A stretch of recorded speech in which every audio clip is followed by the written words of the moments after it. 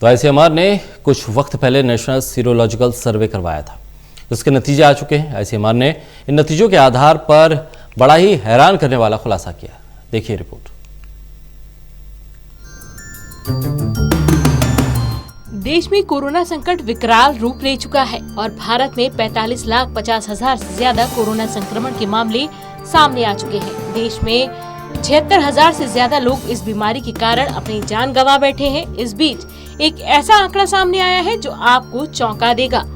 ICMR ने कुछ दिन पहले नेशनल सीरोलॉजिकल सर्वे कराया था, जिसके नतीजे सामने आ गए हैं।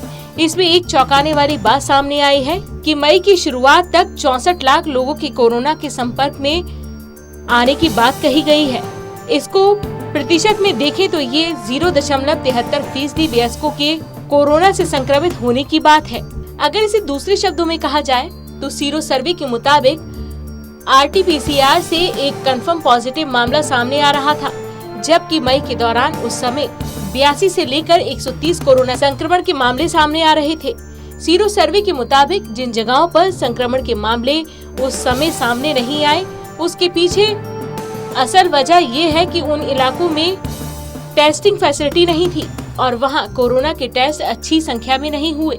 इसके अलावा जब ये सर्वे कराया गया तो उस समय देश में लॉकडाउन भी लगा हुआ था। सवाल यह है कि आखिर सीरो सर्वे क्या है, जिसके आधार पर आईसीएमआर ने इतना बड़ा खुलासा किया है और इस महामारी के दौरान इस जांच को करवाना इतना जरूरी क्यों है। तो चलिए आपको बताते हैं। सीरोलॉजिकल टेस्ट या सीरो सर्वे एक तरीके का ब्लड टेस्ट होता है जो शख्स के खून में मौजूद एंटीबॉडी की पहचान करता है। इस सर्वे से ये पता लगाया जाता है कि कितनी आबादी कोरोना से संक्रमित हुई है।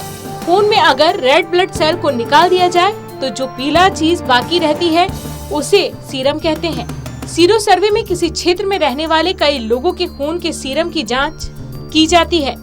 इस सीरम में मौजूद एंटीबॉडी से अलग अलग बीमारियों की पहचान के लिए अलग अलग तरह के सेरोलॉजिक टेस्ट किए जाते हैं। सभी तरह के सीरोलॉजिक टेस्ट में एक बात कॉमन होती है और वो ये है कि सभी इम्यून सिस्टम के जरिए बनाए गए प्रोटीन पर फोकस करते हैं। शरीर का ये इम्यून सिस्टम यानी बीमारी से लड़ने वाली सलाहियत बाहरी अनासिर यानी तत्वों के जरिए शरीर पर होने वाले हमलों को रोककर आपको बीमार पड़ने से बचाता है। दूसरा बड़ा सवाल ये है कि आखिर आईसीएमआर ने ये सर्वे कब और कहां करवाया था, जिसके आधार पर आईसीएमआर ने 64 लाख लोगों के कोरोना के संपर्क में आने की बात कही है। पहले दौर का सीरो सर्वे भारत के 21 राज्यों के 70 जिलों के 700 गांव और वार्डों में 11 मई से 4 जून के बीच किया गया था, जिसमें 181 शहरी इलाके भी शामिल थे। सर्वे का सैंपल साइज 28,000 था। आईसीएमआर की तरफ से जारी सीरो सर्वे रिपोर्ट के मुताबिक 18 से 45 साल की उम्र में सीरो पॉजिटिविटी दर सबसे ज्यादा 43.3% थी। इसके बाद 46 साल से 60 साल की उम्र में 39.5% और 60 साल से ऊपर की उम्र के लोगों में पॉजिटिविटी दर सबसे कम 17.2% पाई गई। सीरो सर्वे के नतीजे उस वक्त के हालात को दिखाते हैं जब मुल्क में लॉकडाउन लगा हुआ था और बड़ी तादाद में पलायन भी हो रहा था। सीरो सर्वे में 18 साल से ज्यादा उम्र के लोगों का सैंपल लिया गया था। हिंदुस्तान की 135 करोड़ की आबादी का 65% हिस्सा गाँव में रहता है। हाउ इंडिया लिव्स वेबसाइट के मुताबिक मुल्क के 714 जिलों में कोरोना वायरस के मामले सामने आए हैं। सर्वे के मुताबिक गांव में कोरोना वायरस 69.4% था, जबकि शहरी झुग्गियों में ये 15.9% और शहरी गैर मलिन बस्तियों में ये 14.6% दर्ज किया गया है। फिलहाल इस वक्त के हालात को देखते हुए देश में कोरोना के आंकड़े 46 लाख के पार जा पहुंचे हैं और वहीं मौत के आंकड़े भी देश में अब तक 76,000 से पार हो गए हैं।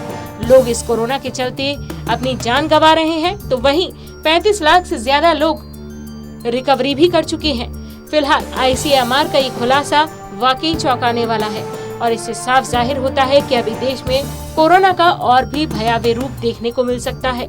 इसलिए इस महामारी से बचने के लिए सतर्क रहना ही एकमात्र उपाय है। Special desk total news.